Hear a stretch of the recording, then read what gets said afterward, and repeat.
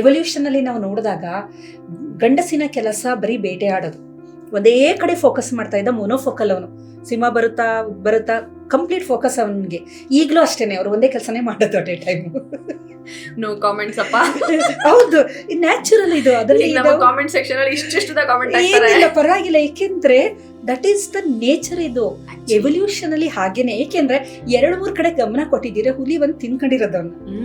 He has to focus on hunting ಅಲ್ವಾ. ಬೇಕು ಅಂತಾನೆ, ಅದು ನೇಚರ್ ಮಾಡಿರೋದು. ಒಬ್ರು ಒಂದ್ ಕಡೆ ಫೋಕಸ್ ಮಾಡಿ, ಒಬ್ರು 10 ಕಡೆ ಫೋಕಸ್ ಮಾಡೋ ಹಾಗೆ. ಅವನು ಬೇಟೆ ಆಡಕ್ ಹೋಗ್ತಾ ಇದ್ದ. ಸೊ ಅವನು ಹಿ ಹ್ಯಾಸ್ ಟು ಫೋಕಸ್. ಎಷ್ಟು ಫೋಕಸ್ ಇರ್ಬೇಕು ಅವನಿಗೆ ಅಂದ್ರೆ, ಆ ಹುಲಿ ಬರೋದು, ಜಿಂಕೆ ಬರೋದು, ಅದ್ರ ಕಾಲಿನ ಒಂದು ತರಗೆಲೆಗಳು ಅಳ್ಳಾಡೋದು, ಇದು ಅಷ್ಟು ಸೂಕ್ಷ್ಮವಾಗಿ ಅವನು ಫೋಕಸ್ ಮಾಡ್ತಿದ್ದಿಂದ ಈಸ್ ಅ ಮೊನೋಫೋಕಲ್. ಎವಲ್ಯೂಷನ್ ಅಲ್ಲಿ ಮೊನೋಫೋಕಲ್. ಅವ್ರು ಕಾನ್ಸಂಟ್ರೇಟ್ ಮಾಡೋದು ತುಂಬಾ ಎಕ್ಸಲೆಂಟ್ ಆಗಿ ಮಾಡ್ತಾರೆ, ಡೀಪ್ ಆಗಿ ಹೋಗ್ತಾರೆ.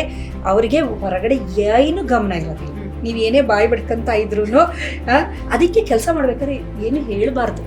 ಅವ್ರು ಏನೋ ಒಂದ್ ಮಾಡ್ತಿದ್ದಾರೆ ಅಂದ್ರೆ, ನೀವ್ ಹೇಳ್ತಾ ಇರೋದ್ ನೋಡಿದ್ರೆ ಈ ಸೂಕ್ಷ್ಮಗಳನ್ನ ಇವಾಗ ಗಂಡ ಬಗ್ಗೆ ಹೆಣ್ಣಾಗ್ಲಿ, ಹೆಣ್ಣಿನ ಮೈಂಡ್ ಸೆಟ್ ಬಗ್ಗೆ ಗಂಡಾಗ್ಲಿ ತಿಳ್ಕೊಂಡ್ರೆ ಒಬ್ರ ಮೇಲೆ ಒಬ್ರು ಕಂಪ್ಲೇಂಟ್ಸ್ ಕಮ್ಮಿ ಆಗ್ಬಿಟ್ಟು ಕಂಪ್ಲೇಂಟ್ ಎಲ್ಲ ಜಾಸ್ತಿ ಅಂಡರ್ಸ್ಟ್ಯಾಂಡಿಂಗ್ ಆಗುತ್ತೆ. ಯಾವ ಡೈವರ್ಸು ಆಗಲ್ಲ. ಅದಕ್ಕೋಸ್ಕರ ಇಂಥ ವಿಚಾರಗಳನ್ನ ನಾವು ತಿಳಿಸ್ಬೇಕು.